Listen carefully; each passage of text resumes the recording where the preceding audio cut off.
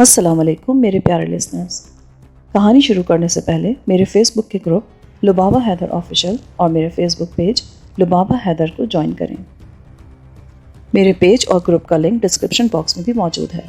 میں آپ کا وہاں انتظار کر رہی ہوں۔ شکریہ۔ اور پھر مجھے معلوم نہیں کہ کیا ہوا، کیسے ہوا، ان لوگوں نے مجھے کس کس مرحلے سے گزارا۔ جب مجھے ہوش آیا تو مجھے اپنے پیٹ کے بائیں حصے میں درد محسوس ہو رہا تھا۔ میرے پیٹ اور کمر پر یہ بڑی سی پٹی بندھی تھی اور میری آنکھیں کھلی تھیں۔ میں گرد و پیش کو بہت آسانی سے دیکھ سکتا تھا، مگر میں آزاد نہیں تھا۔ میری دونوں رانیں پہلے کی طرح پلنگ سے بندھی تھی، چمڑے کی پٹی سے، اور میرے ہاتھ اب کی بار سر کی طرف پلنگ کے جنگلے پر بندھنے کے بجائے پہلو کی طرف بندھے تھے، اس طرح کہ میں کونیوں سے لے کر انگلیوں تک کی پوروں کا حصہ حرکت میں لا سکتا تھا، مگر اپنے بازوؤں کو نہیں ہلا سکتا تھا۔ مجھے ان لوگوں نے سفید براق قمیض اور پاجامہ پہنا دیے تھے اور قریبی پلنگ کے ساتھ لگی ہوئی ایک ٹپائی رکھی تھی جس پر سگریٹ بھی تھے اور پھل بھی، مگر وہاں نہ کوئی دیا سلائی تھی نہ چھری۔ ٹپائی پر میرے ہاتھ کی رسائی کے عین نیچے ایک گھنٹی رکھی تھی جس کا مقصد یہ تھا کہ مجھے کسی چیز کی ضرورت ہو تو میں گھنٹی بجا دوں۔ دائیں پہلو میں درد کی ٹیسیں خاصی اٹھ رہی تھیں اور میری سمجھ میں کچھ نہیں آتا تھا کہ کیا کروں۔ جب میں کچھ زیادہ ہی نڈھال ہونے لگا تو میں نے گھنٹی بجا دی۔ گھنٹی کی آواز اس چھوٹے سے کمرے میں سورہ اسرافیل کی طرح گونج گئی۔ مجھے یوں محسوس ہوا جیسے وہ آواز بھی میرے لیے ناقابل برداشت ہے۔ میری نقاہت حد سے گزر چکی تھی اور وقت کا احساس میرے دل و دماغ سے ختم ہوتا جا رہا تھا۔ گھنٹی کی آواز پر بھی کوئی اندر نہ آیا۔ میں نے پھر پے در پہ گھنٹی پر کئی ہاتھ مارے۔ بالآخر گھنٹی کی آواز کام کر گئی۔ ایک نرس جو عمر میں یہی کوئی 18-19 سال کی ہوگی اندر آ گئی۔ وہ دوہرے بدن کی خاصی فرپا جسم کی تر و تازہ لڑکی تھی۔ وہ بری طرح ہانپ رہی تھی۔ گھنٹی تم نے بجائی ہے؟ ہاں۔ مجھے پیٹ میں یہاں درد محسوس ہو رہا، مگر یہ بتاؤ کہ میرے یہاں پٹی کیوں بندھی ہے؟ پٹی کیوں بندھی ہے؟ عجیب بے وقوف آدمی ہو تم۔ تمہارے گردے میں پتھری تھی جس کو نکالنے کے لیے 7 دن پہلے آپریشن کیا گیا ہے۔ اب تو تم بہت بہتر ہو۔ ٹھہرو، میں تمہیں ابھی گولی دیتی ہوں، درد فوراً تھم جائے گا۔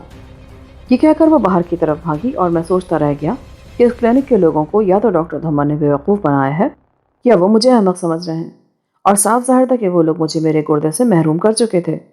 درد کی ایک اور لہر میرے پہلو سے اٹھی اور سارے بدن کو دہلاتی چلی گئی۔ میری حالت دگرگوں ہوتی چلی جا رہی تھی۔ وہ نرس تیز تیز قدم اٹھاتی واپس آئی۔ لو، یہ کھا لو اور سو جاؤ۔ ابھی تو سو کر اٹھا ہوں چھمک چھلو، میں نے نہایت ہی بازاری انداز میں کہا۔ کیا کہا تم نے مجھے؟ میں چھمک چھلو ہوں؟ وہ چیختی ہوئی بولی۔ وہ حرامزادی عالیہ کہاں ہے؟ اسے کہنا کہ جیلانی یاد کرتا ہے اسے۔ میں نے اس نرس کو اور زیادہ حیران کرتے ہوئے کہا اور گولی اس کے ہاتھ سے لے کر منہ میں ڈال لی۔ اس نے پھٹی پھٹی آنکھوں سے مجھے دیکھتے ہوئے گلاس میرے ہونٹوں سے لگا دیا۔ لگتا ہے تم پاگل ہو گئے ہو۔ جانتے ہو وہ کتنی بڑی ڈاکٹر ہے؟ FRCS ہے۔ وہ مجھے گولی کھلا کر بولی۔ اس FRCS کی ایسی کی تیسی، اسے میرے پاس بھیجنا، سمجھی؟ کیا نام ہے تمہارا؟ وہ گلاس لینے کے لیے ذرا آگے جھکی تو میں نے اس کے بالوں سے پکڑ کر اسے کھینچا۔ اس نے تڑاس سے میرے رخسار پر ایک تماچا دے مارا۔ ہاتھ تو تمہارا خاصا بھاری ہے، لعنت ہے تجھ پر، تو آدمی نہیں سور ہے۔ اس نے مجھے ڈانٹا اور پیر پٹکتی ہوئی کمرے سے باہر نکل گئی۔ ابھی اسے میرے کمرے سے گئے 10 منٹ ہی گزرے تھے کہ عالیہ اپنی پوری شان کے ساتھ دندناتی ہوئے اندر آ گئی۔ اس لمحے وہ ڈاکٹر کا لباس پہنے تھی۔ کہ کیا بکواس کی ہے تم نے ریٹا سے؟ عالیہ، وہ تم سے زیادہ دلکش ہے، کم از کم مجھے تو لگی۔ میں نے عالیہ کی آنکھوں میں آنکھیں ڈال کر کہا۔ میں ان لوگوں کو جس حد تک ہو سکتا تھا ذلیل کرنا چاہتا تھا۔ وہ اپنا کام کر چکے تھے، 5 لاکھ ریال وہ کما چکے تھے۔ میری بات سن کر عالیہ کا چہرہ غصے سے تمتما اٹھا۔ یہ حرام زدگی یہاں نہیں چلے گی، کتے، کمینے، ذلیل انسان، میں تمہاری کھال کھچوا دوں گی۔ وہ تو تم نے کھچوائی دی عالیہ، 5 لاکھ ریال تو میرے گردے سے کما ہی چکی ہو تم۔ اسی لمحے ریٹا نے کچھ اس طرح دیکھا مجھے جیسے وہ حیرت کی فراوانی سے دم توڑ دے گی۔ یہ کتا پاگل ہو گیا ہے ریٹا، اس کی بات کا برا نہ مانو، اسے دور سے راتب ڈال کر باہر نکل جایا کرو۔ ادھر آؤ۔ یہ کہہ کر عالیہ نے اس نرس کو اپنے ساتھ لیا اور باہر نکل گئی۔ پھر وہ مجھے نظر نہیں آئی۔ میں سارا دن اپنے زخم سہلاتا رہا، روتا رہا اور سوچتا رہا کہ میں کہاں سے کہاں جا پہنچا ہوں۔ یہ کس شکنجے میں کس دیا ہے مجھے تقدیر نے؟ مگر میرے رونے سے بھلا کیا ہو سکتا تھا؟ میرے وجود پر عالیہ کا خنجر کچھ اس طرح چل چکا تھا کہ میں ساری زندگی بھی اگر سر پر وہاں رکھ کر روتا تو اس کا ازالہ نہیں ہو سکتا تھا۔ وہ لوگ مجھے 7 روز پہلے میرے گردے سے محروم کر چکے تھے اور اب تک وہ مسلسل مجھے بے ہوش رکھتے چلے آ رہے تھے۔ غذا وہ مجھے نالی کے ذریعے دیتے رہے تھے، دن بھر کی دوا، دوپہر کا کھانا، سپہر کی چائے اور شام کا کھانا اس روز مجھے ایک بڑھیا نے پہنچایا۔ وہ मुंह से कुछ न बोलती थी। शायद वो बहरी थी, मेरी किसी बात का जवाब भी न देती थी। इशारों से वो मेरी ज़रूरत समझती थी, ज़ुबान से उसका मैं कुछ अंदाज़ा न कर सका। रात को उसी ने मुझे आखिरी बार दवा पिलाई और चुपचाप बाहर निकल गई। इर्द गिर्द चारों तरफ 10 बजे तक सन्नाटा छा गया। 10 बजे का एहसास मुझे यूँ हुआ कि जहाँ मैं कैद था वहाँ से कुछ ही दूर किसी जगह कोई बहुत बड़ा क्लॉक लगा था जिसकी आवाज़ मुझे साफ सुनाई देती थी। उस वक्त रात के 2 बजे थे। नींद मुझसे कोसों दूर थी। दर्द का एहसास मुंजमद हो चुका था। वो कोई ऐसी दवा दे गए थे मुझे जिससे बदन दर्द के एहसास से आरी हो जाता है। मैं सोच सोच कर पागल हुआ जाता था। ज़िंदगी, तूने मुझसे इतना संगीन जो मजाक किया, इसका अंजाम क्या होगा? वो बहुत ताकतवर लोग थे जिनके शिकंजे में मैं कस दिया गया था। मेरे माथे पर एक बहुत बड़े जुर्म की मोहर लगी थी, मगर उसकी सज़ा मुझे क्या मिलती? मुझे पुलिस पकड़ती, अदालत में पेश करती, बहुत बकबक झिझक होती। अदालत मुझे 2-4 साल के लिए जेल भेज देती और उस दारुल अमान से मैं ज़हनी तौर पर पहले से कहीं ज़्यादा मजबूत और तवाना होकर निकलता। मगर अब तो मैं चूहे की मौत मारा गया था और यही मेरा सबसे बड़ा अलमिया था। अचानक मेरे कमरे का दरवाज़ा खुला। रीटा एक झपाके से अंदर आई और अपने पीछे दरवाज़ा बंद करके मेरे करीब आ ठहरी। उसके हाथ में दवाओं की ट्रे थी जिसमें थर्मामीटर भी था और सिरेंज, रसोइयाँ भी। कैसे आई हो मेरी जान? मैंने निहाय शोधेपन से पूछा। तुमने फिर बदतमीज़ी की?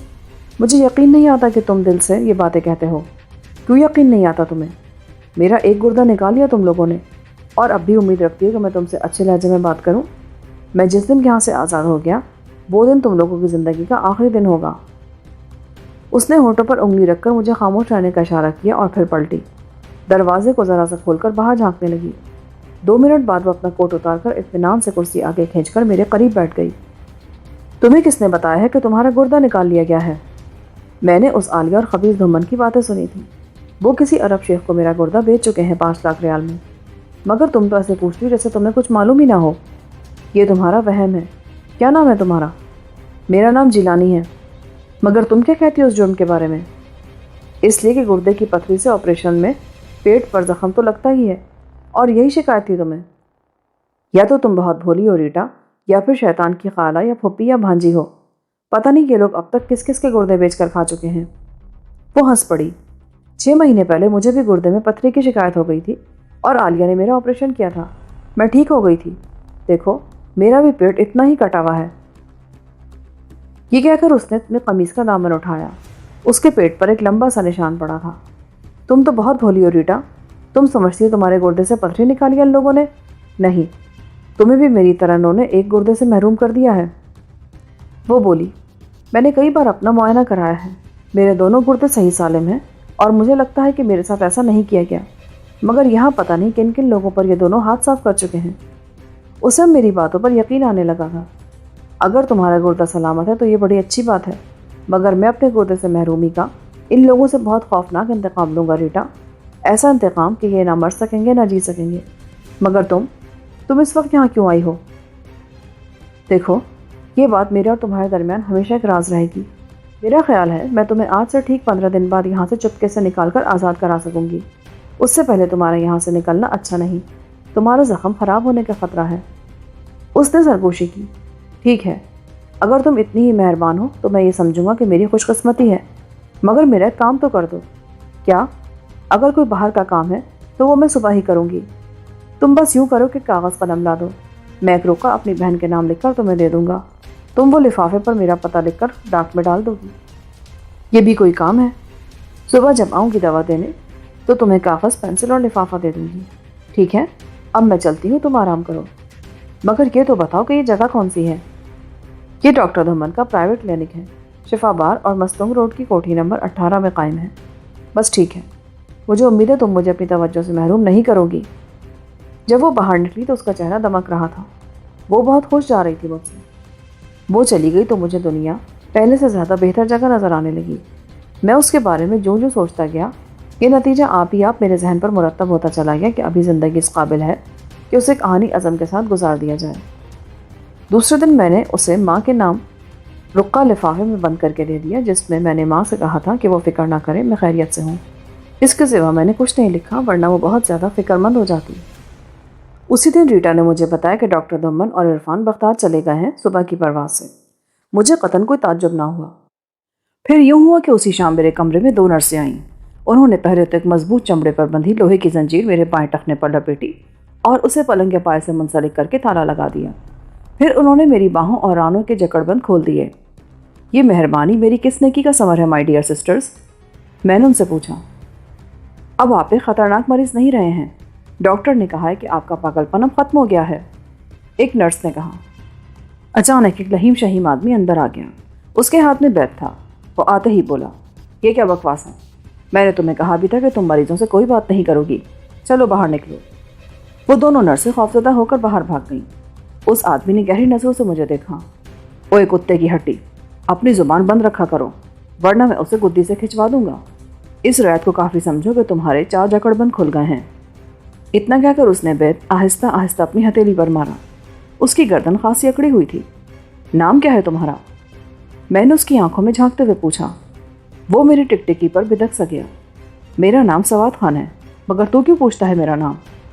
کچھ نہیں، یوں ہی میں نے سوچا شاید کبھی تم سے کوئی کام پڑ جائے پہلوان۔ میں نے پاسا پھینکتے ہوئے کہا۔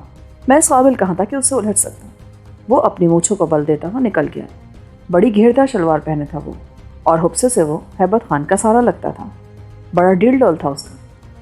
میرے اگلے 10-12 دن اس کمرے میں بہت اچھے گزرے۔ ریٹا مجھ پر بہت مہربان رہتی۔ میرا خیال ہے وہ مجھ پر کچھ زیادہ ہی فریختہ ہو گئی تھی۔ اس عرصے میں نے نہ عالیہ کو دیکھا نہ ڈاکٹر دھمن کو۔ میرا زخم اب بڑی حد تک مندمل ہو چکا تھا اور میں بڑی آسانی سے پلنگ پر اٹھ بیٹھ سکتا تھا۔ غذا بھی میں اب پوری طرح ہضم کرنے لگا تھا۔ حیرت مجھے یہ تھی کہ کسی بھی ڈاکٹر نے اس عرصے میں میرا معائنہ نہیں کیا تھا، مگر میرا یہ خیال غلط نکلا۔ وہ مجھے ہر شب نیند آور دوا دیتے تھے۔ اسی نیند بے ہوشی کی حالت میں ڈاکٹر عالیہ آ کر میرے زخم کی پٹی بھی بدلتی تھی اور میری عام حالت دیکھ کر دوا میں بھی مناسب رد و بدل کر دیتی تھی۔ یہ بات بہت دنوں بعد ریٹا نے مجھے بتائی۔ وہ لوگ بہت سی باتیں اپنے عملے سے چھپا کے رکھتے تھے۔ ریٹا کو میں نے پوری طرح شیشے میں اتار لیا تھا۔ یہی میرے لیے بہت تھا۔ وہاں سے اپنی رہائی کا یہی راستہ کھلا تھا میرے لیے، اور یہی وجہ تھی کہ میں نے ریٹا پر حسن کی تعریفوں کے ہر موقع پر خزانے لٹا دیے تھے۔ وہ بہت خوش تھی مجھ سے۔ اس کے انا کے تاروں کو جب میں چھیڑتا تھا تو وہ جھنجھنا کر ایک مدھر موسیقی میں ڈھلنے لگتے تھے۔ وہ اس حد تک آگے بڑھائی تھی کہ میرے لیے بڑی سے بڑی قربانی دینے پر آمادہ تھی۔ اور پھر وہ رات بھی آ گئی جس کا اس نے مجھ سے وعدہ کیا تھا۔ اس رات وہ پھر 1 بجے کے قریب میرے کمرے میں آئی۔ وہ نرسوں کے عام لباس میں تھی۔ رات کی ڈیوٹی پر ہونے کی وجہ سے وہ کسی بھی مریض کے کمرے میں جا سکتی تھی۔ اس نے دواؤں کی ٹرے میز پر رکھی اور بولی، جیلانی، تیرا زخم اب ٹھیک ہو چکا ہے، اب تو تیار ہو جا، میں تیری زنجیر کاٹ رہی ہوں۔ یہ کہہ کر اس نے دروازہ اندر سے بند کر لیا۔ میں تمہارا یہ احسان عمر بھر نہیں بھلا سکوں گا ریٹا۔ احسان کی بات نہیں ہے، اگر تو کچھ دن اور یہاں رہ گیا تو پھر پتہ نہیں یہ لوگ تیرے ساتھ کیا سلوک کریں گے۔ یہ کہہ کر اس نے اپنے کوٹ کی جیب سے ایک چھوٹی سی آری نکالی اور میرے پلنگ کے پائے کے قریب بیٹھ کر میری لوہے کی زنجیر کاٹنے لگی۔ آری کی آواز اس سناٹے میں عجیب سی گونج پیدا کر رہی تھی۔ اس آواز کو دبانے کے لیے میں زور زور سے کھانسنے لگا۔ ابھی 2 منٹ ہی گزرے تھے کہ دروازے پر بڑی زوردار دستک ہوئی۔ ریٹا کا رنگ اڑ گیا۔ اس نے آری میرے بستر کے گدے کے نیچے رکھی اور لپک کر چٹخانی بڑی آہستگی سے نیچے گرا دی۔ ابھی وہ پیچھے ہٹی رہی تھی کہ دروازہ زبردست دھماکے سے کھلا اور وہ اس کی لپیٹ میں آ کر دیوار سے جا لگی۔ سوات خان دندناتا ہوا کمرے میں داخل ہوا۔ کھلا چاقو اس کے بائیں ہاتھ میں تھا۔ اس نے جھک کر میری زنجیر دیکھی جس کی ایک کڑی کٹ چکی تھی۔ صورتحال کو سمجھتے ہوئے وہ پھنکارتا ہوا آگے بڑھا اور ریٹا کو اس نے بازو سے دبوچ کر کچھ اس طرح چرمر کر کے دیوار سے دے مارا کہ وہ بلبلا اٹھی۔ یار کا رسہ کھولتی ہے مالزادی، تیری یہ جرت! اتنا کہہ کر اس نے تڑاق تڑاق اس کے رخساروں پر تھپڑ دے مارے۔ وہ بلند آواز سے چیخی۔ یہ سب کچھ میرے لیے ناقابل برداشت تھا۔ مجھے ڈر تھا تو صرف یہ کہ میرے زخم کے ٹانکے نہ ادھڑ جائیں، مگر وہ صورتحال ایسی تھی کہ میں خاموش نہیں رہ سکتا تھا۔ ریٹا صرف میری وجہ سے اس مصیبت میں پھنسی تھی۔ میں پورے قد سے اپنے پلنگ پر اٹھا اور اپنا کمبل میں نے سوات خان پر ڈال کر اسے جھٹکے سے پلنگ پر گرا دیا۔ زنجیر جگہ نہیں دیتی تھی، اس لیے میں نے بیٹھ کر سوات خان کی گردن دونوں ہاتھوں سے دبا دی۔ وہ کمبل میں آدھا لپٹا ہوا تھا اور اس کا سر میری ٹانگوں میں پھنسا تھا۔ میں نے اس کی گردن کی حساس ترین رگ مسل دی۔ یہ تجربہ میں کئی بار کر چکا تھا۔ ایک ہی سیکنڈ میں سوات خان بے ہوش ہو کر ادھموئے کتے کی طرح لڑک کر پلنگ سے نیچے جا گرا۔ مجھے زیادہ قوت صرف نہیں کرنا پڑی۔ اس کا چاقو میرے پلنگ پر گر گیا۔ وہ میں نے اٹھا لیا۔ ریٹا نے اسے گرتے دیکھا تو لپک کر دروازہ بند کرنے کو چلی، مگر اچانک ایک آدمی دندناتا ہوا اندر چلا آیا اور ریٹا سے ٹکرا گیا۔ وہ گالیاں بک رہا تھا اور مجھ سے 2-4 ہاتھ دور تھا۔ میں نے سوات خان کا چاقو پوری قوت سے اس کی طرف پھینکا۔ وہ سیدھا اس کے سینے میں جا دھنسا اور وہ ایک دلدوز چیخ مار کر فرش پر لڑک گیا۔ ریٹا نے فوراً اندر سے دروازہ بند کر لیا اور چٹکنی چڑھا دی۔ میری یہ زنجیر کاٹ دے ریٹا، جلدی کر۔ میں نے آری اس کی طرف بڑھائی مگر اس کے ہاتھ ترس رہے تھے۔ وہ آری کو ٹھیک طرح سے پکڑ بھی نہ سکتی تھی۔ لاؤ ادھر دو، میں خود ہی کاٹتا ہوں۔ آری میں نے اس کے ہاتھ سے واپس لی اور تیزی سے خود زنجیر کاٹنے لگا۔ اتنے میں دروازے پر پھر دستک ہوئی۔ کوئی بڑی جلدی میں تھا۔ میں نے ہاتھ اور تیز چلایا۔ چند سیکنڈ میں زنجیر کٹ گئی۔ وہ آری خاصی تیز تھی، میرے خوب کام آئی۔ اب میں بالکل آزاد تھا۔ میں نے پلنگ سے اتر کر اپنے ہاتھ پاؤں سیدھے کیے، ان کی سلامتی دیکھی اور پھر سواد خان کا چاقو اس آدمی کے سینے سے نکال لیا۔ وہ بدبخت شاید مر چکا تھا۔ اس کی آنکھیں کھلی تھیں اور پتلیاں ساکن ہو چکی تھیں۔ وہ تیز دھار 9 انچ لمبا چاقو کام دکھا گیا تھا۔ دروازے پر دستک تیز ہو گئی۔ میں نے کمبل اپنے گرد لپیٹا اور جوتا پہن لیا۔ وہ لوگ دروازے کو شاید توڑ دینے کا فیصلہ کر چکے تھے۔ ریٹا دیوار سے لگی بری طرح لرز رہی تھی۔ وہ لوگ میرا ایک گردہ نکال چکے تھے۔ پھر بھی مجھے محسوس ہو رہا تھا کہ میرے بدن کی بجلیاں برقرار ہیں۔ اتنے دنوں تک میں پلنگ سے بندھا رہا تھا، پھر بھی ابھی تک بازوؤں میں خاصی سکت پا رہا تھا۔ اور پھر کوئی اندھے بھینسے کی طرح دروازے سے ٹکرا گیا، مگر وہ بہت مضبوط دروازہ تھا، رہ نہیں دیتا تھا۔ میں نے ایک نظر کھڑکی پر ڈالی۔ اس میں خاصے بڑے بڑے شیشے لگے تھے۔ باہر کی طرف ایک جالی تھی۔ لوہے کا جنگلہ نہیں تھا۔ میں نے پاؤں کی ٹھوکر سے شیشہ توڑ دیا۔ دروازے پر کسی نے ایک اور زوردار ضرب لگائی۔ کھڑکی کا شیشہ ٹوٹا تو میں نے اوپر اٹھ کر دونوں ہاتھوں سے جالی پر زور ڈالا۔ وہ کنارے سے کھسک گئی اور تھوڑے سے دباؤ سے ایک طرف ہٹ گئی۔ دوسری طرف ایک چھوٹی سی راہداری تھی۔ میں نے ریٹا کو تیزی سے اس راہداری میں اتارا اور خود بھی اس کے پیچھے لپکا۔ راہداری دائیں طرف سے بند تھی۔ ہم بائیں طرف بڑھے اور نکلتے چلے گئے۔ وہ لوگ برابر دروازے کو توڑنے کی کوشش کر رہے تھے، مگر ابھی تک انہیں کامیابی نہیں ہوئی تھی۔ ہم راہداری عبور کر کے عمارت کے پچھلے حصے میں جا نکلے۔ عقبی برآمدے سے آگے بھی ایک پورچ بنا تھا۔ وہاں ایک کار کھڑی تھی۔ ریٹا کو لے کر میں اس کی طرف بڑھا۔ اندر کار کا ڈرائیور پچھلی سیٹ پر سویا ہوا تھا۔ جو ہی میں نے دروازہ کھولا وہ ہڑبڑا کر اٹھ بیٹھا۔ میں نے اسے کالر سے پکڑ کر زبردست جھٹکا دیا۔ نکل جا یہاں سے۔ اس لمحے میری آواز اتنی ڈراؤنی ہو گئی کہ میں خود بھی اسے نہ پہچان سکا۔ وہ بیچارہ شاید کوئی مریض لے کر وہاں آیا تھا۔ وہ خوفزدہ ہو کر کار کے دوسرے دروازے کو کھول کر سرپٹ سامنے کھلے لان کی طرف بھاگا۔ وہ اپنی ٹوپی بھی وہیں بھول گیا تھا۔ میں نے اگلی سیٹ پر اپنے ساتھی ریٹا کو بٹھایا اور کار اسٹارٹ کر کے وہاں سے نکل چلا۔ وہ بالکل نئی کار تھی، چمکتی دمکتی عمدہ سی سبک رفتار کار، اشارے سے چلتی تھی۔ میرا خیال تھا کہ وہ نئے ماڈل کی ٹویوٹا کرولا تھی، مگر مجھے کیا لینا دینا اس کے ماڈل سے۔ میں کار کو بھگاتا ہوا عمارت کے بڑے دروازے پر پہنچا۔ وہاں ایک سنتری کھڑا تھا۔ اس نے ہم سے کوئی تعارض نہ کیا۔ اس نے چپ چاپ دروازہ کھول دیا اور ہم باہر نکل گئے۔ ریٹا، تمہیں پتہ ہے عالیہ اس وقت کہاں ہوگی؟ وہ اپنی کوٹھی پر ہوگی، گلبرگ میں۔ مجھے راستہ بتا دی چلو، ہم وہیں جا رہے ہیں۔ میں نے ڈرائیور کی ٹوپی سر پر رکھ لی۔ کیوں؟ وہاں کیوں جاؤ گے؟ پھر پھنسنے کا ارادہ ہے کیا تمہارا؟ نہیں، بلکہ میں اسے پھنسانا چاہتا ہوں۔ خاصی خوبصورت عورت ہے وہ۔ میں نے ریٹا کو ایک ذہنی جھٹکا دینے کی کوشش کی۔ اس نے کوئی جواب نہ دیا۔ مجھے راستہ بتاتی رہو ریٹا، پتہ نہیں مجھے کس طرف جانا ہے۔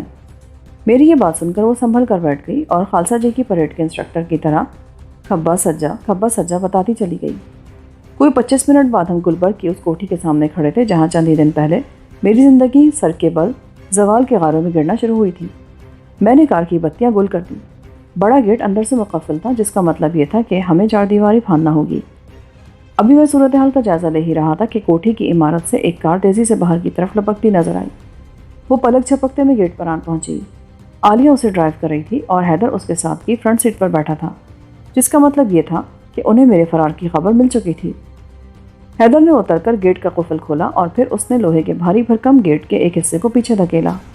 اس وقت میں نے بجلی کی سریعت سے آگے بڑھ کر کار کی کھلی کھڑکی میں سے ہاتھ اندر ڈال کر عالیہ کی گردن دبا دی۔ وہ خاص گانٹھ کی نس میری انگلی تلے آئی اور مسلی گئی۔ اس کے ساتھ ہی عالیہ کا سر ڈھلک گیا۔ میں نے جھٹکے سے کار کا دروازہ کھولا اور عالیہ کو دوسرے سیٹ پر دھکیل کر اسٹیئرنگ سنبھال لیا۔ ریٹا لپکتی ہوئی میرے پاس آ ٹھہری۔ اندر بیٹھ جاؤ، منہ کیا دیکھ رہی ہو؟ میں نے کار اسٹارٹ کر کے پچھلا دروازہ کھول دیا۔ ریٹا ایک جھٹکے سے اندر بیٹھی اور اس سے پیشتر کہ لنگڑا حیدر صورتحال کو سمجھ سکتا یا کوئی کارروائی کر سکتا، میں نے کار سے اتر کر اسے چاقو کی نوک پر دھر لیا۔ میں اسے بھی ساتھ لے جانا چاہتا تھا، مگر وہ پاگلوں کی طرح الٹے پاؤں بھاگا اور دیکھتے ہی دیکھتے نکلتا چلا گیا۔ اب میرے پاس اتنا وقت نہیں تھا کہ میں اس کا پیچھا کرتا۔ میں نے کار کا اسٹیئرنگ سنبھالا اور عالیہ کو لے کر وہاں سے چل دیا۔ میرے لیے اس سمے وہی بہت کافی تھی۔ ان لوگوں سے مجھے اپنی اس شکست کا بدلہ لینا تھا، اس لیے میں نے اپنی کارروائی کا آغاز کر دیا تھا۔ مجھے نہیں معلوم تھا کہ مجھے کدھر جانا ہے۔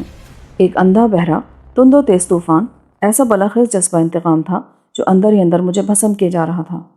عالیہ ابھی تک بے ہوش پڑی تھی۔ وہ رگ جو میں دباتا تھا آدمی کو پہرو دنیا جہاں کے غموں سے بے نیاز کر دیتی تھی۔ مجھے وہ گورے کاغذی پہلوان نے بتایا تھا۔ وہ لکھنوی پہلوان تھا۔ وہ رومال میں پیسہ باندھ کر دشمن کی گردن پر مارتا تھا تو دشمن 2.5 پہر کے لیے چھٹی کر جاتا تھا۔ ایسا کاری حربہ تھا اس کے پاس۔ کاش میں نے وہ حربہ پہلے ہی دن عالیہ پر آزمایا ہوتا۔ بعد ہی میں کسی لمحے اپنے دشمنوں پر میں وہ حربہ استعمال کرتا تو ذلت سے بچ جاتا، مگر ان لوگوں نے تو مجھے شروع سے ہی خواب آور ٹیکے اور گولیاں کھلا کھلا کر بے بس کر دیا تھا۔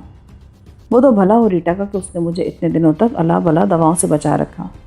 جی جان سے میری اس نے خدمت کی اور بھرپور خوراک بھی وہ مجھے کھلاتی رہی کہ میں اتنے بڑے عذاب سے جلد نجات پا سکوں، ورنہ وہ تو شاید آہستہ آہستہ مجھے کسی نشے کا عادی بنا لینے پر تلے ہوئے تھے۔ ریٹا نے مجھے یہی بتایا تھا۔ وہ مجھے مارفیا کا انجیکشن دکھاتی تھی کہ وہ ٹیکا ڈاکٹر عالیہ نے اسے دیا ہے تاکہ ہر روز وہ تھوڑا تھوڑا مارفیا میرے بدن میں اتارتی رہے۔ نتیجہ یہ ہوتا کہ میں زندگی بھر کے لیے مفلوج ہو کر رہ جاتا۔ اب کدھر کا ارادہ ہے جیلانی؟ میں اسے کسی جگہ پہنچا کر چھپا دینا چاہتا ہوں۔ تمہارا گھر کیسا رہے گا؟ نہیں، وہاں تو بہت سے لوگ ہیں۔ 1-1.5 کمرے کا کوارٹر ہے ہمارے پاس اور ارد گرد کے لوگ ہر وقت ایک دوسرے کے حالات سے واقف رہتے ہیں۔ تو پھر کسی ہوٹل میں چلتے ہیں، کچھ پیسے کا بندوبست کر سکتی ہو۔ یوں کرو کہ تم اس مصیبت کو ادھر کراچی یا کسی اور بڑے شہر لے چلو، وہاں ہم ہر قسم کے خطرے سے محفوظ رہ سکتے ہیں۔ مگر میرے پاس تو اتنے پیسے نہیں کہ میں اسے کسی ہوٹل میں رکھ سکوں، نہ ہی گاڑی میں اتنا پیٹرول ہوگا کہ لمبا سفر کر سکے۔ تو پھر کچھ سوچو نا کہ کیا کرنا چاہیے۔ تم اسے اپنے گھر کیوں نہیں لے جاتے؟ نہ بابا، میری بہن کیا سوچے گی؟ میری ماں تو بیچاری صدمے سے مر ہی جائے گی۔ میں انہیں کیا بتاؤں گا کہ یہ کون ہے؟ اس سے تو میرے 2 ہاتھ ہونے ہیں ابھی۔ اس سے میں اپنے سارے زخموں کا حساب لینا چاہتا ہوں۔ تو پھر جو تمہارے جی میں آئے تم کرو، میری سمجھ میں تو کچھ نہیں آتا۔ اس وقت تک ہم ملتان روڈ پر پہنچ چکے تھے۔ اچانک میں نے دیکھا کہ ایک موٹر سائیکل کے پیچھے ایک کار سر پر دوڑی چلی آ رہی ہے اور کار والا اس کوشش میں کہ کسی نہ کسی طرح موٹر سائیکل سوار کو کچل دے۔ دونوں ایک دوسرے سے بار بار ٹکرا کر نکل رہے تھے۔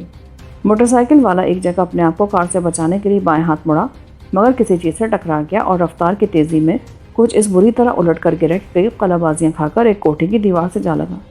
کار اسی جگہ رک گئی۔ 2 آدمی تیزی سے باہر نکلے اور اس کی طرف لپکے۔ یہ تماشا ایسا دلچسپ اور خوفناک تھا کہ میں نے کار روک لی۔ موٹر سائیکل سوار کی زندگی خطرے میں تھی۔ اچانک میرا ہاتھ کار کے اندر عالیہ کے پہلو سے ٹکرایا۔ وہاں اس کا ہینڈ بیگ دھرا تھا اور اس کا منہ کھلا تھا۔ میرا ہاتھ یوں ہی بے خیالی میں اس کے اندر چلا گیا۔ کوئی سرچ سے میری انگلیوں سے چھو گئی۔ وہ عالیہ کا پستول تھا۔ میں نے ایک دم وہ نکال لیا اور اس کا لاک کھول کر باہر نکل آیا۔ وہ دونوں آدمی اس وقت موٹر سائیکل سوار کی طرف لپک رہے تھے۔ میں نے باہر نکلتے ہی سوچے سمجھے بغیر ایک آدمی کی پنڈلیک پر تاک کے گولی چلا دی۔ وہ قطعاً ایک اضطراری حرکت تھی۔ میں نہیں چاہتا تھا کہ وہ موٹر سائیکل سوار ان کے ہاتھوں مارا جائے۔ گولی اس آدمی کی پنڈلی میں پیوست ہو گئی اور وہ تیورا کر دائیں طرف گرا۔ دوسرا آدمی پناہ لینے کے لیے بائیں ہاتھ دوڑا، مگر میں نے اسے مہلت نہ دی اور پے در پہ 2 گولیاں اس پر چلا دیں۔ ایک چیخ اس کے منہ سے نکلی اور وہ زمین پر گر گیا۔ میں لپک کر موٹر سائیکل والے کے پاس پہنچا تو یہ دیکھ کر حیران رہ گیا کہ وہ کوئی پولیس افسر تھا۔ اس کے بازوؤں پر لگے بلے میں نے دیکھے تو حیران رہ گیا۔ وہ کوئی DSP تھا اور بے ہوش ہو چکا تھا۔ میں نے جلدی اس کی جیبوں کی تلاشی لی۔ وہاں سے مجھے جو کچھ ملا اس سے مجھے یہ معلوم ہوا کہ اس کا نام SK چیما تھا۔ اس کا دفتر چھاؤنی کے علاقے میں تھا اور اس کی جیب میں 47.5 روپے موجود تھے۔ اس کے پستول میں اور اس کی پیٹی میں گولیاں نہیں تھیں۔ پستول گرم محسوس ہو رہا تھا، جس سے ظاہر ہوتا تھا کہ وہ اپنا اسلحہ جلا چکا تھا۔ میں نے فوراً ہی اسے پیٹھ پر لادنا چاہا مگر پھر ڈر گیا۔ مجھے اپنے زخم کے ٹانکوں کو بچانا چاہیے تھا۔ میں نے ریٹا کو پکارا۔ پھر ہم دونوں نے اسے پاؤں اور ہاتھوں سے پکڑ کر کار میں ڈالا اور اسی وقت نیو اسپتال کی طرف چلے گئے۔ اس سارے جہان کے اسپتالوں سے اچھے اسپتال اور مہربان اسپتال کے ہنگامی وارڈ کے سامنے لے جا کے میں نے کار کھڑی کی۔ ایک آدمی سے کہہ کر میں نے اسٹریچر منگوائی اور اس پر اسے ڈال کر اندر لے گیا۔ ڈاکٹر نے میرے مریضوں جیسے کپڑے دیکھے تو قدرے حیران ہوا، مگر میں نے اسے بات کرنے کا موقع نہیں دیا۔ دیکھے ڈاکٹر صاحب، یہ DSP مسٹر SK چیما ہیں۔ یہ ادھر ملتان روڈ پر مجھے بے ہوش حالت میں پڑے ملے ہیں۔ ان کے پیچھے گنڈے لگے تھے۔ ان کی کار کا نمبر یہ ہے۔ میں نے اس کے ہاتھ سے قلم لے کر کار کا نمبر کاغذ پر لکھ دیا۔ وہ دونوں گنڈے وہاں زخمی پڑے ہیں، ملتان روڈ کے چوک سے ذرا ادھر۔ اس کا علاج کرو، میں انہیں بھی لے کر آتا ہوں، ان کی زندگیاں بھی خطرے میں ہیں۔ یہ کہہ کر میں نے وارڈ کے اسپرٹ زدہ ماحول سے تیزی سے باہر قدم نکالے۔ ڈاکٹر مجھے پکارتا ہی رہ گیا مگر میں نے اس کی ایک نہ سنی۔ ریٹا فکر مند بیٹھی تھی۔ اس نے کار کے سارے شیشے اندر سے بند کر رکھے تھے تاکہ کوئی دیکھ نہ سکے کہ وہاں عالیہ بھی پڑی ہے، بے ہوش، آڑی ترچھی۔ میرا خیال ہے جیلانی، ہمیں ان 2 آدمیوں کا بھی پتہ کرنا چاہیے، کہیں وہ مر نہ گئے ہوں۔ انہیں مار دینے کا ہمیں کوئی حق نہیں ہے۔ تم ٹھیک کہتی ہو، میں ادھر ہی چلتا ہوں، باقی باتیں پھر ہوتی رہیں گی۔ یہ کہہ کر میں نے کار کا رخ ملتان روڈ کی طرف موڑ دیا۔ کوئی 10 منٹ میں ہم وہاں جا پہنچے۔ رات سنسان تھی اور راستے ویران۔ ایسے میں کار کی رفتار تو آسمان سے باتیں کر سکتی ہے، اور وہ بھی عالیہ کی کار سیڈان تھی، اور وہ کوئی ایسی ویسی سیڈان نہیں تھی، کسی عرب شیخ کی مرحمت کردہ خوبصورت، مضبوط اور بلا رفتار سیڈان۔ میں نے دیکھا وہ کار ابھی تک وہیں کھڑی ہے جس میں بیٹھ کر وہ گنڈے ایس پی کا پیچھا کر رہے تھے۔ میں نے کار سے اتر کر وہاں دیکھا جہاں وہ دونوں دائیں بائیں گرے تھے۔ وہ اب بھی وہاں پڑے تھے، مگر دونوں یکجا ہو گئے تھے۔ میں بڑی احتیاط سے ان کی کار کی طرف بڑھا۔ دروازہ کھلا تھا۔ میں نے اندر جھانکا تو وہاں مجھے ایک بڑا سا بریف کیس ملا۔ اس کے ساتھ ہی گولیوں سے اٹا ہوا ایک ہولسٹر بھی تھا، مگر اس میں پستول نہیں تھا۔ ابھی میں بریف کیس لے کر کار سے نکلا ہی تھا کہ ایک شعلہ سا میرے سامنے روشن ہوا اور ایک گولی سنسناتی ہوئی میرے سر پر سے گزر گئی۔ میں فوراً ہی کار کے دروازے کی اوٹ میں بیٹھ کر کار کو دھکیلنے لگا۔ وہاں صاف ستھری پختہ سڑک کی ڈھلان تھی۔ کار اس پر تیزی سے نیچے کی طرف چلی اور اس کے ساتھ ہی میں نے سیدھے ہاتھ میں عالیہ کا پستول سنبھال کر سامنے کی طرف اس نقطے پر گولی چلا دی جہاں سے دوسرا شعلہ بھڑکا تھا۔ میری گولی نشانے پر لگی۔ ایک دل تو اس چیخ فضا میں ابھری اور پھر سکوت چھا گیا۔ میں نے کار کو دھکیل کر ان کی طرف لڑکا دیا۔ وہ بالکل سامنے ہی تو تھے اور جھاڑیوں سے نکل کر پختہ سڑک پر آ گئے تھے۔ کار ان کی طرف لڑکی اور میں لپک کر اپنی کار میں بجا بیٹھا۔ ان کا بریف کیس میرے ہاتھ میں تھا۔ بریف کیس نہ جانے کیوں مجھے خاصا بھاری لگ رہا تھا۔ ریٹا کو بریف کیس تھما کر میں نے کار اسٹارٹ کی اور ملتان روڈ کی جنوبی سمت میں بھاگ نکلا۔ مجھے یقین تھا کہ میں نے ان میں سے ایک کو تو ضرور ہی قتل کر دیا ہے۔ اس کی چیخ ابھی تک میرے کانوں میں گونج رہی تھی۔ کار ملتان روڈ پر آگے بڑھتی رہی اور شاہنور اسٹوڈیوز عبور کر گئی تو میں نے کہا، ریٹا ذرا دیکھو تو اس بریف کیس میں کیا ہے۔ یہ کون درویش تھے جو اس گناہ گار ڈی ایس پی کے پیچھے پڑے تھے؟ میں کیسے کھولوں؟ اس میں تو تالا لگا ہے۔ ارے تم کیسی لڑکی ہو؟ آج کل کی لڑکیاں تو بڑے بڑے ہوٹلوں کے تالے توڑ دیتی ہیں۔ ذرا دیکھو تو، شاید اس عالیہ بی بی کے بیگ میں کوئی ایسی چیز مل جائے جس سے تم یہ بریف کیس کھول سکو۔ یہ کوئی تالے چابیاں تو نہیں بنایا کرتی جیلانی، کیسی باتیں کرتے ہو تم؟ دیکھو تو صحیح، کوئی باریک چاقو، کوئی بال پن وغیرہ کچھ تو ہوگا اس گشتی کے بیگ میں۔ یہ کہہ کر میں نے کار کی بتی روشن کر دی۔ ارے جیلانی، اس میں تو ڈھیر سارے نوٹ ہیں۔ یہ دیکھو، 100 کے نوٹوں کا ایک بنڈل اور یہ کھلے 10 کے نوٹ۔ ریٹا خوش ہو گئی۔ یہ تو بہت ہی اچھی بات ہے ریٹا، ہمیں پیسوں کی اشد ضرورت تھی، اور یہ بھی دیکھو کہ کیا کچھ ہے اس میں ایک چابی کا گچھا بھی موجود ہے۔ تمہاری بات سچ نکلی ڈیئر۔ کار 50-60 میل کی رفتار سے دوڑی جا رہی تھی اور مجھے ایک عرصے بعد تازہ اور تیز ہوا میں سانس لینے کا موقع ملا تھا۔ میرا دل بہت خوش تھا۔ میں تو بھول ہی گیا تھا کہ مجھے گھر بھی جانا چاہیے۔ تم نے میرا خط ڈال دیا تھا ڈاک میں؟ میری ماں کے نام تھا وہ خط۔ ڈال دیا تھا، ایسی بھی الو کی پٹھی نہ سمجھو تم مجھے۔ اور ہاں، یہ دیکھو ایک چابی لگ گئی ہے بریف کیس میں، تو کھول دو نا اس مصیبت کو، دیکھے تو اس میں ہے کیا۔ مگر ٹھہرو، پہلے اس عالیہ کو سنبھالو، یہ سیٹ سے نیچے گر رہی ہے۔ میں نے ریٹا کو بالوں سے پکڑتے ہوئے کہا۔ اس نے بریف کیس الگ رکھا اور عالیہ کو پکڑ کر سیدھا کر دیا۔ یہ تو ہوش میں ہی نہیں ہے، کہیں مر تو نہیں گئی؟ اتنی غیرت مند نہیں ہے۔ یہ نہیں دیکھتی تو اس کی سانس کیسے آرے کی طرح چل رہی ہے۔ تم اپنے دوپٹے سے اس کو سیٹ کے ساتھ باندھ دو، یہ جو گلے میں لٹکائے بیٹھی ہو، اس کے سینے پر، اوپر سے، پچھلے ہک کے ساتھ یہاں، جلدی کرو۔ ریٹا نے میرے کہنے پر عمل کیا اور عالیہ کو ٹھیک طریقے سے سیٹ کے ساتھ باندھ دیا۔ اب کھول کر اس بریف کیس کو دیکھو کیا ہے اس میں۔ اچھا بابا، دیکھتی ہوں، ناراض کیوں ہوتے ہو؟ تمہاری طرح میں کوئی مار دھاڑ نہیں کرتی، کوئی بدماش نہیں ہوں، شریف لڑکی ہوں، نرس ہوں، سمجھے؟ مجھ سے شرافت سے بات کرو۔ بہت بہتر میم صاحب، آپ کی شرافت کی ایسی کی تیسی۔ ارے باپ رے جیلانی، ذرا دیکھو تو اس میں کیسی پیلی پیلی اینٹیں دھری ہیں، کہیں یہ وہی چیز تو نہیں جسے سونا کہتے ہیں؟ ارے دیکھو تو۔ ریٹا کا سانس پھولنے لگا۔ اس نے ایک نمونہ میرے آگے کر دیا۔ میں نے گاڑی سڑک سے اتار کر ایک طرف کھڑی کی اور اندر کی بتی جلا دی۔ ریٹا نے جو چیز مجھے دکھائی وہ سونے کی، جی ہاں، خالص سونے کی اینٹ تھی اور بریف کیس ان سے بھرا پڑا تھا۔ میرا تو دل اچھل کر حلق میں آ گیا۔ ایسی پیلی دولت تو میں نے زندگی بھر کہیں نہیں دیکھی تھی۔ قدرت مجھ پر ایک دم اتنی مہربان ہو گئی تھی۔ وہ دونوں حرامزادے بلا شبہ اسمگلر تھے، سونے کے اسمگلر، اور کسی طرح ڈی ایس پی چیما کو ان کی عنوان مل گئی تھی جبھی وہ ان کے پیچھے لگا تھا، مگر تنہا مات کھا گیا تھا۔ سونے کی وہ اتنی ساری اینٹیں دیکھ کر میں تو خوشی سے دیوانہ ہو گیا۔ میں نے خوشی سے جھوم کر ریٹا سے کہا، بند کرو یہ بریف کیس اور حفاظتی پیٹی باندھ لو اور اپنے کپڑے بدل لو، ہم جلد ہی ملتان کے ہوائی اڈے پر اترنے والے ہیں۔ بڑا گھننا بدماش ہے تو جیلانی، میں تو خامخواہ پھنس گئی تیرے چنگل میں، ریٹا نے لگاوٹ سے کہا۔ میں نے کار اسٹارٹ کر دی۔ اب مجھے کوئی فکر نہیں تھی، میرے پاس ڈھیروں روپیہ جمع ہو گیا تھا۔ کوئی 13,000 روپیہ تو مادام عالیہ ہی کے ہینڈ بیگ سے مل گیا تھا ہمیں، پھر اس کی کلائیوں میں سونے کی چوڑیاں بھی تو تھیں، خاصا زیور پہنے ہوئے تھی وہ، اور سب سے بڑا تحفہ تو مجھے جو اس تقدم میں ملا تھا وہ تھا وہ بریف کیس جو سونے سے لبالب بھرا ہوا تھا۔